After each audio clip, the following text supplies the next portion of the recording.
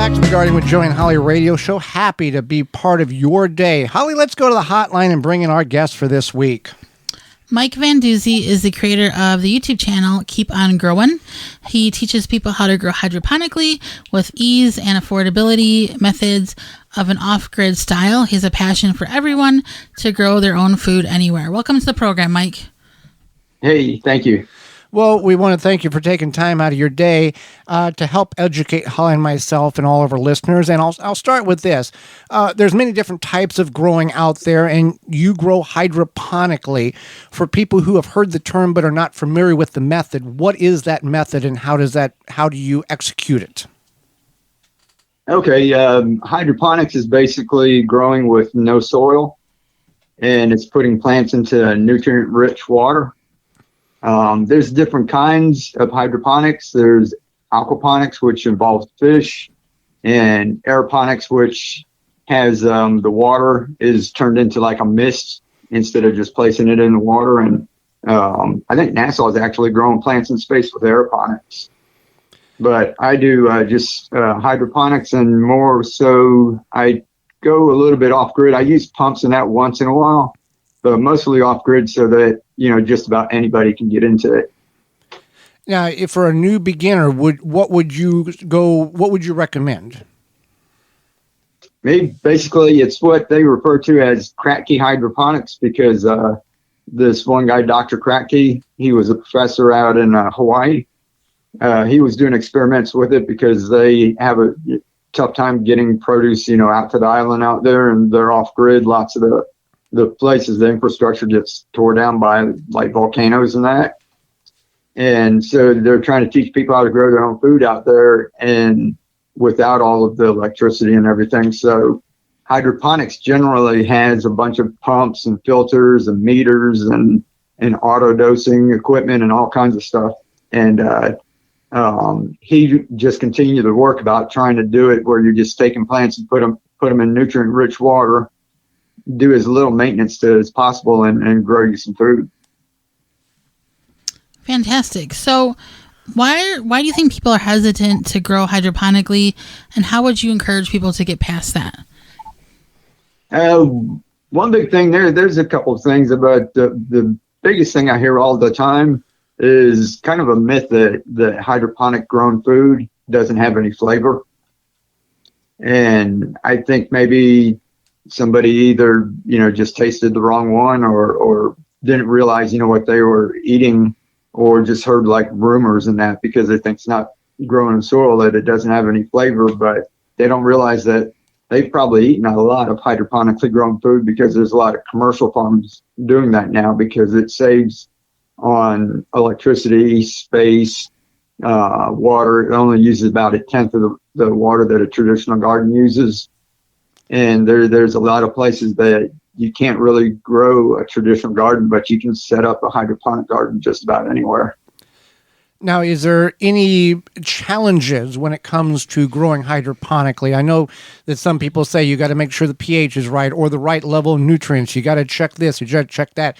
What is the biggest challenge once somebody begins doing this and then, okay, I understand that now it's more smooth sailing because I've overcome that challenge? Yeah, in the beginning, I was wanting to grow my own food, so I was trying to grow traditional gardens, and me and my wife were on the road all the time, and we would be gone for like up to a week or week and a half at a time. So I was trying to figure out something else, and hydroponics kind of caught my attention. And in the beginning, I tried to do all of that. I went and bought all of the fancy equipment and tried to take care of everything in pumps and filters, and it just got like way too expensive for my taste. And I wanted to do it cheap and easy so that, I didn't have to spend a ton of money to grow some lettuce. And I was working full time with my wife, so we're on the road. So besides putting in a full day somewhere, we were also driving a couple hours back and forth every day. So, you're working like 12 to 14 hours a day. So I didn't have a whole lot of time to come home and spend in the garden. So I was trying to make it as easy as possible too. And if people would know how to do that, I think more and more people would do it. I try to make it so that when my mom was still around, it was something that, I could just take over to her house and say, hey, give this a try.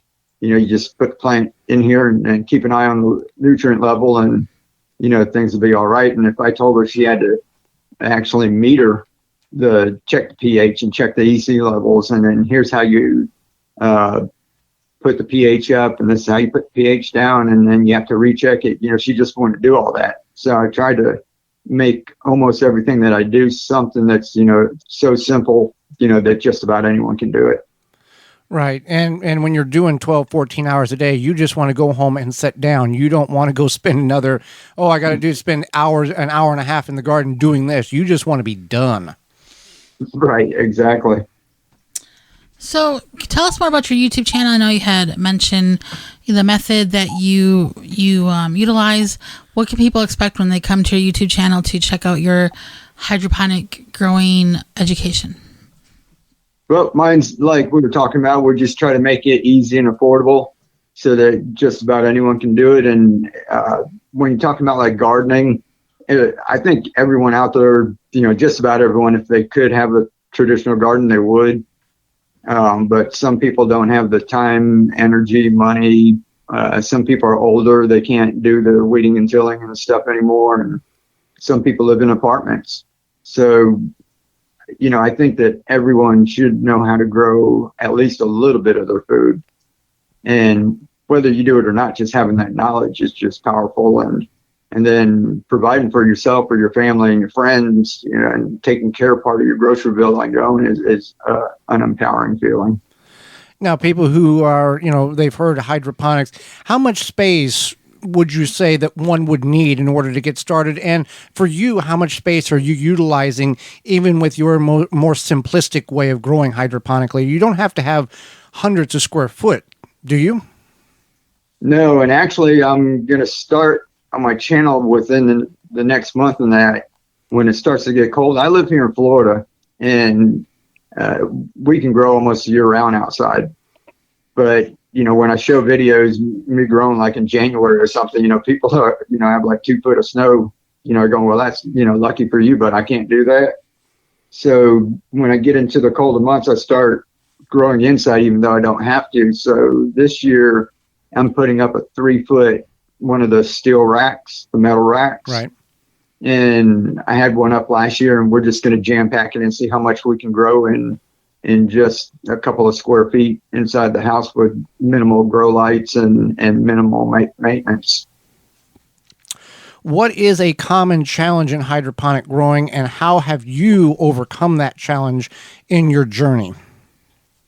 Well, one thing is all of the technical stuff like you were mentioning, and there's a lot of, you have to kind of keep balance with your nutrients. You have to check your pH in traditional hydroponics, and most of them have pumps and it's flowing water, and then you have to have filters because then your pumps get clogged up really easy. And a lot of people, when they start looking into that, and then if you're going to be indoors, you got grow lights on top of that, so they start looking at all of that, or they'll go to a hydroponic shop and say, I want to get started, what I need. And they're like this. And, before you know it, it's over $1,000, to grow a $20 worth of lettuce. So I got to doing cheap and easy because I was putting videos out. I started a channel and putting videos out, and some girl said, I hate when somebody says something's cheap and easy and it's not. And I thought I was doing as cheap as I could, but I said, I'm sorry. And, I thought it was. And she said she didn't mean it, but she was homeless and sleeping on someone's couch and eating out of a dumpster. And it's, I just felt helpless because she was on the other side of the planet. And that's what like social media does, it connects us all over the world. And there's, not much I could do, but I decided that instead of going out and getting fancy stuff, as you start to grow bigger, you start getting more equipment and get more things and making more videos. I decided to go the other direction and make it as cheap and as easy as possible as I could. And then when I figured that out, maybe I can, scale up going the other way. So my channel the first couple of years has just been focused on just doing cheap and easy, and just so that people around the world, know how to grow some of their own food.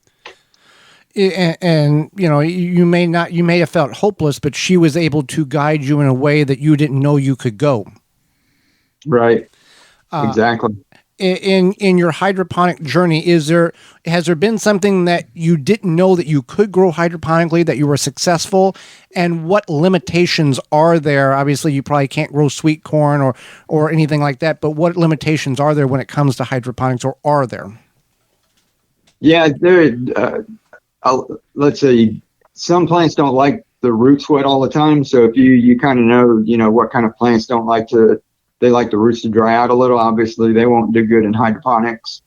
Leafy greens, if you look into commercial hydroponic farms and what they're doing commercially and selling at the store, that's a sure giveaway, what works. But I do a lot of leafy greens, and I do what we call the continuous harvest system. And I like to grow things that grow fast. And so we'll grow a lot of microgreens, which in 7 to 10 days, you've got something to eat. And then we take those and move those into the hydroponics, into the bigger containers. And then in a couple of weeks, you've got baby greens, which at the store, that's kind of expensive right now. It's running, $4.99 to $7.99. And you can just grow loads of it, in the system. And then you can keep some of those around and grow out even bigger as some cut and come again crops. And then at the same time, start your microgreens all over again, so that you've always got all of these different greens and herbs going, at any given time. Right. Well, Mike, we've really enjoyed having you on the program. How can people find your YouTube channel and all of your great information? It's Keep On Growing with Mike VanDuzee. All right. Yeah.